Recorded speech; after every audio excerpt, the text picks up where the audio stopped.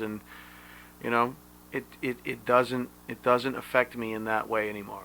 You know what I mean? I never pined for it. After I quit, it was more of a mental desire, like, oh, okay, well, it's just a conditioned thing. It's Friday night. We get drunk on Friday night. Well, no, I have to go to a meeting tonight, that type of thing. But I never, when I quit, I had fully surrendered to it. I wasn't well, but I said, I knew in my heart that I could never do it again. Never. Because, you're convinced at a certain point that alcohol and I don't belong anywhere near each other. Thank you very much. But you got to, it's like to challenge it is saying, you know what I mean? That, what good is it if it's not challenged, I think. Sorry. Well, I went to see a friend of mine who's in a band about 6 months ago. My wife and I went to see this band play, and they were postponed due to the starting time or something. Yeah. I'm not sure exactly why. But so the band, they were all juicing it up, and I had a couple of Red Bulls and a couple of 7-Ups. I think it was under $10 for the whole night. It was beautiful. Yeah. But watching everybody as a spectator now, watching everybody in that bar just get loopied, and they're tripping all over themselves. Yep. They're spilling their drinks and lighting the wrong end of a cigarette. It's all right there. Yep. I thought, man, I'm just so glad to be out of that stuff. When the band came on, they sounded like hell. But I guess if you were all at the same plateau as they were, yep, maybe they were all right. But again, back to you and your if you hang out in a barber shop, you're going to get a haircut. Yeah, exactly. I try to stay out of the bars also. Someone had emailed me and asked me, what do I do if it's my birthday and my friends want to take me out? I go, well, if they're your friends, what they should do is they should plan something that is not alcohol centered for you because it is your birthday. And she's like, well, they want to go here. I said, well, maybe you should plan another time to be with them, because they're putting you in jeopardy, whether they, especially newly sober people. They are very, very vulnerable to it. Oh, yeah. So a good time, those times. You remember that, then you start to get into the spirit. Remember the remembrance thing, and just have one drink. It's not going to bother you. And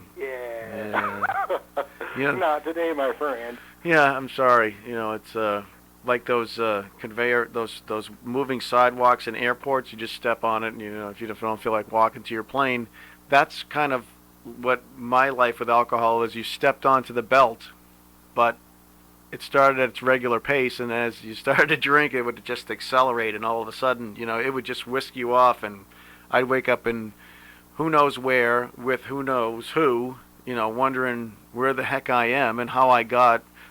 Last time I remember, I was in this town, and now I'm 4 towns over with somebody I have no idea.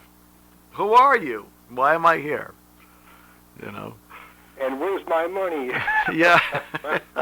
And where is my car?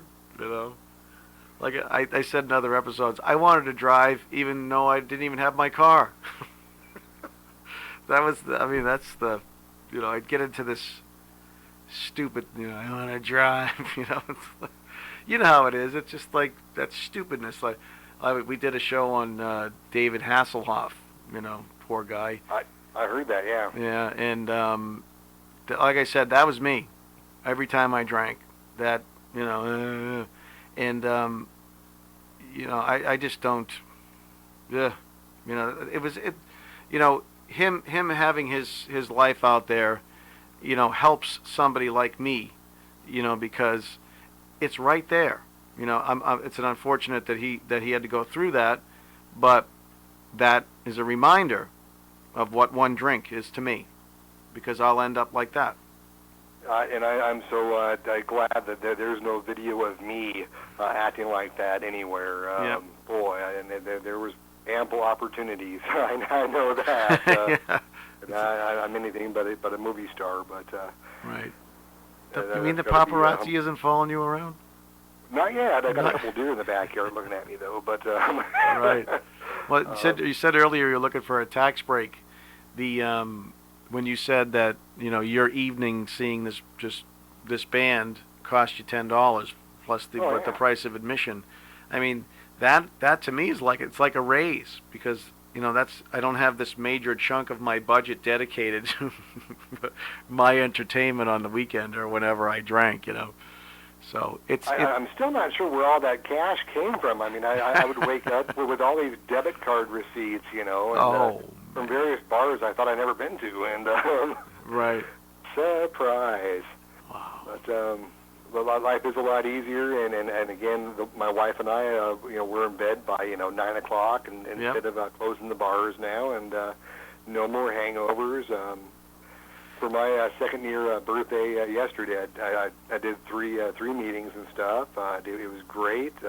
Last weekend we went up to Dr. Bob's house. Oh, wow! In Cincinnati, and we scampered up to Akron. Good stuff. I feel very fortunate to be living where I am right now to be able to do that. I know everybody can't do that, but did your wife give you your medallion? That she did. That's great. That is so awesome. At Dr. Bob's house, I took all these pictures. Boy, I was all excited. I was up there. I got shots of all the rooms, his bathroom. It was a huge bathroom. There was the toilet tank where he stashed his beer and the laundry chute and all that.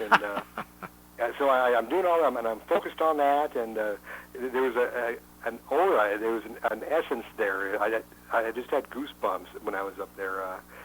Anyhow, it was open for 3 hours that day. I think it was every day up there. I was about an hour south of there after we left. I said, "Oh no!" I said, "Honey, I didn't pray in Dr. Bob's house. I wanted to pray up there." And she looked over at me and grinned. She says, "I prayed in every room for you." Wow, that's cool. Is she sober too? She's in the program as well. She got into it the same time that I did. Wow. Well, you got a good one.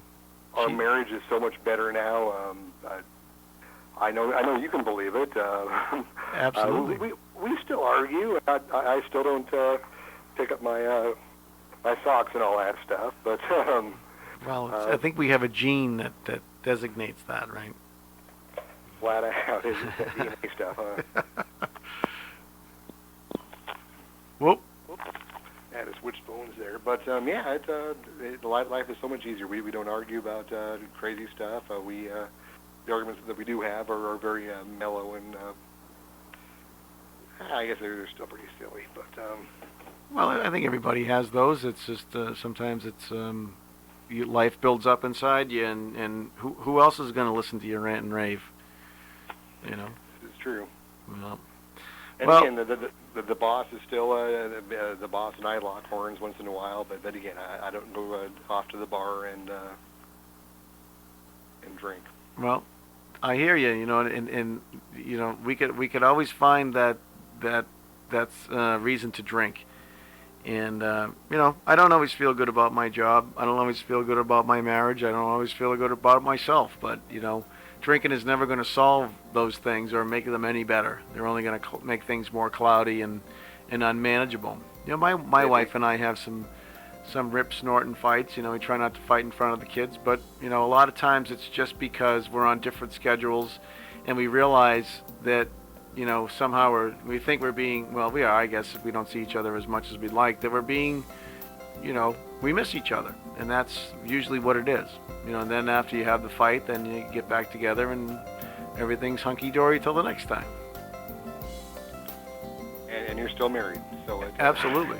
Absolutely. And I think, as I've said in other shows, is that I need structure. I need a reason to do what I do. I think if my life was still about me, I would find it a lot easier to get lost, So my kids and my wife and my job and, this show and studying the things that I study and keeping myself busy and doing positive things and concentrating on the excellent things in this life, like you said, instead of the crappy things, because there's enough stuff out there that can get you down, but like you said, there's a million other things that can bring you right back if you let it.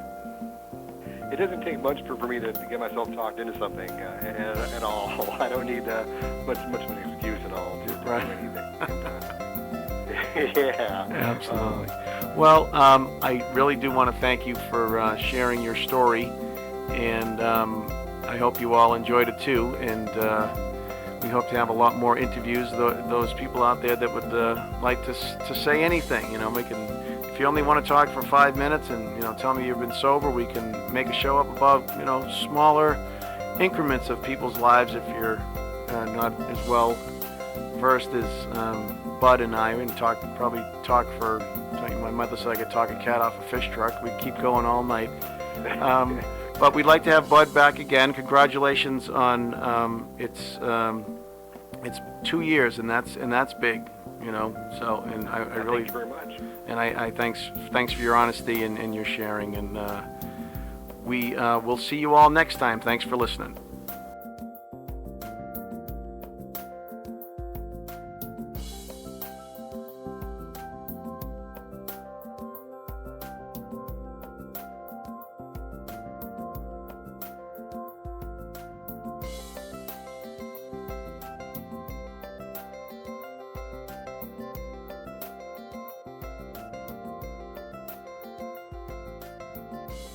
Okay, that's going to do it for today's program. If you found this show helpful, please visit us online again at aajustfortoday.org, where you'll find continuing resources and updates on how to stay sober for just one day. Please help to support our efforts by sharing this podcast with others. To do so, simply go to aajustfortoday.org and click on Invite a Friend. This podcast was created by Hipfire Productions and may not be reproduced for commercial purposes without written consent from the publishers. Thank you again for joining us on Just for Today. Have a great day, and we'll see you next time.